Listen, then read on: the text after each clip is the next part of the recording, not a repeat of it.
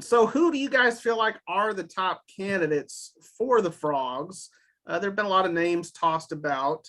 And as Stephen mentioned earlier, Texas Tech is also in the market for a head coach. Are TCU and Tech kind of targeting the same people? Yeah, go ahead, Stephen. Yeah, thanks, guys. I feel like the front runner right now, and I wouldn't have guessed this before they let GP go, but Sonny Dykes at SMU has obviously done a really nice job turning that around. Yesterday, Jeremiah Donati, the athletic director, said they wanted a current head coach. They wanted an offensive-minded guy. So he fits that description. And, of course, his dad, Spike, was a longtime coach at Texas Tech, so there's some family ties there. I don't know how interested he'll be in that job as well. But he's a name that's come up a lot. Jamie Chadwell at Coastal Carolina is a fun name. He's a good coach. I don't really know what his ties are to the area, obviously. And then Jeff Traylor is a guy that just signed the extension at UTSA and was a longtime high school coach. I'm getting the sense he's probably staying in San Antonio for the time being, but I think that's a name to know. And then Billy Napier is the other name that I've seen thrown out at Louisiana, but he seems pretty content where he's at. I think he's holding out for an SEC job. So Sonny Dykes to me is the name to watch right now as we're recording this in early November. Johnny? Yeah, it's funny. Billy Napier prominently before Dave Aranda was hired. Mm-hmm. Yeah. But yeah, I think he's probably one of them. It sounds like right now it's kind of the Sonny Dykes sweepstake between maybe TCU and Tech. And it seems like he's kind of the hottest name out there. Obviously, he had a great year this season with SMU. Yeah, I don't know beyond that, who TCU would, maybe be their second candidate.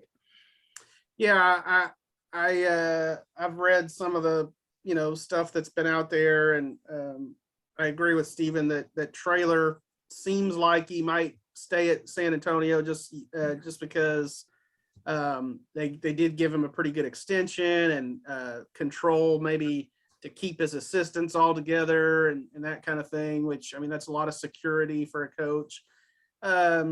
That said, back to Dykes for a second. I feel like had SMU been one of the 4 teams that the Big 12 decided to pull in, that he might be more prone to staying in Dallas on the hilltop, and coach the Mustangs, because SMU would then be a Power 5, school. But SMU was not one of those teams. So I feel like, if I'm just guessing, he'll take one of these 2 jobs, either TCU or Tech, probably whichever one cuts him a fatter check. And, the fact that he does have that tie-in, with his dad having coached at Tech seems like a natural fit, but at the same time, sometimes people don't want to go, follow that sort of legacy. And maybe he wants to kind of create his own at TCU, and you would still be in the Metroplex and all that. So, Stephen, I do want to get your take on one other little thing. So I was reading a story from Sam Kahn in The Athletic this week, and, going over the TCU change and into some of the candidates and stuff. And he mentioned this, and I found this extremely interesting, and I don't necessarily agree with this statement, but I'll get your take on it. He said that he thought, because of some of the big money donors and the fact that TCU is firmly implanted there in the Metroplex, that TCU may be the most attractive coaching job in the new Big 12. So minus OU, minus Texas. What do you think? I don't think it's that far off. I mean, I feel like you're probably juggling between TCU and Baylor. They're very similar schools. Baylor's obviously shown a huge commitment of athletics, and I would say I might give the edge to BU right now, just because working for Mack Rhodes seems like a pretty good thing if you're good at your job. And we don't know a whole lot about Jeremiah Donati. He's very new to this gig, and he really hasn't made. But they're both in good areas to recruit. TCU is in the Dallas-Fort Worth Metroplex, which I think that's probably attractive to a coach. And you obviously have talent right there. So that's an advantage to a certain extent.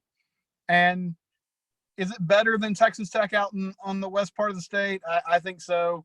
Iowa State, Matt Campbell's done a great job, but there's limitations there. I think those two, right there on 35 are probably the two best jobs in the new look conference from a football perspective for sure. I don't think you can dismiss Oklahoma State in that conversation. I mean, obviously the Sure. Cowboys are a big state school with a pretty good fan base, and they pay Mike Gundy pretty well up there. And honestly, if you're talking about Oklahoma State versus Baylor and TCU, they probably have had more sustained success. They've done a pretty good job. I think only missed a bowl game maybe once in Gundy's tenure. I think that was his first year. So, they're another one I would probably put in that mix. Like I said, I just sort of raised an eyebrow at that and was like, I hadn't thought of that, but I do agree that Baylor is a pretty attractive job right now just because of all the things that Stephen just said, including just their commitment to, winning. And, if you do well, they'll pay you and try to keep you around. And, so anyway, Hey, Brice, go ahead. I did want to say that I think Sonny Dykes is going to take TCU over Tech because he doesn't want to try to top his dad, Spike, in press conferences at Tech. He's probably the funniest coach I've ever been around. Really? And, I think that would be impossible to top his one-liners. Oh yeah, Spike was pretty dadgum good. Although John, I'll throw another name out there. Wasn't Shelby Metcalf pretty good?